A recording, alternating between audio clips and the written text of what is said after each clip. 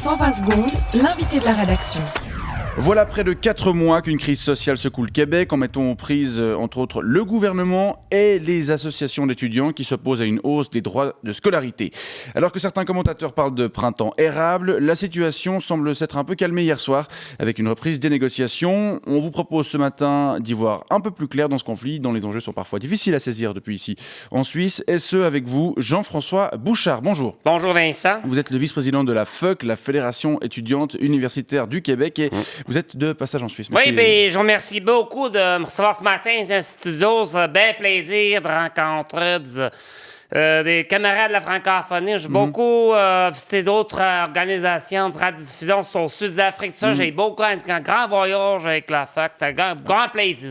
Alors, parlons du conflit en tant que tel. Tout commence avec cette hausse des droits de scolarité décidée par le gouvernement québécois. Bien, c'est sûr, ça, 82% qui quand ça aidait l'issue de la réforme, c'est 50 c'est 4 mois qu'on gueule pas de la rue.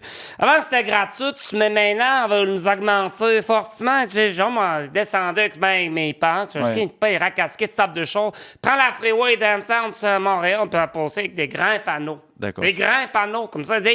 Ça se fait maintenant, ça se fait maintenant, ça se fait. Sans vraiment faire de lien entre les deux. Sans jamais, non. Ouais.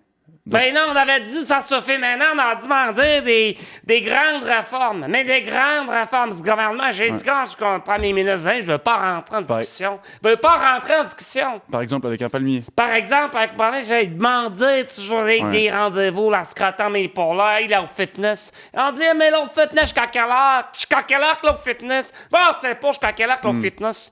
T'as toujours demandé, prendre rendez-vous plus tard. C'est vrai. Alors maintenant, le second temps du conflit, il y a cette loi votée il y a 10 jours qui prévoit de restreindre le droit de manifester et qui a poussé de nombreux Québécois dans la rue avec leur fameuse casserole. Casserole sorte pour l'offrir, casserole à poutine, des moules à cake aussi.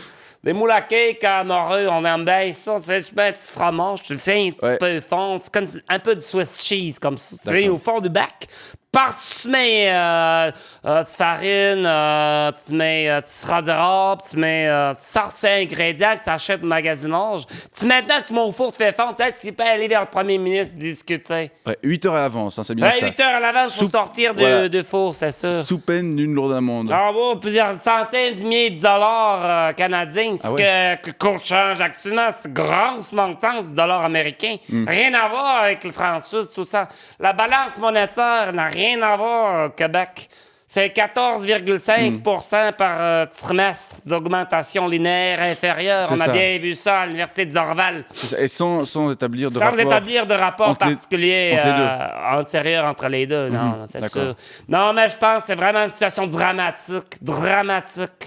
Et donc ce recours a été déposé le 28 mai, c'est ça? 28 mai, oui. C'était avant-avant-hier. 28 mai Eastern Time. Et maintenant, on attend un petit peu que les avocats se mettent à l'affaire. Forcément. Puis on espère bien qu'au prix en l'époque, ils vont un petit peu faire bouger les choses ici. Dans les cours, les tribunaux canadiens.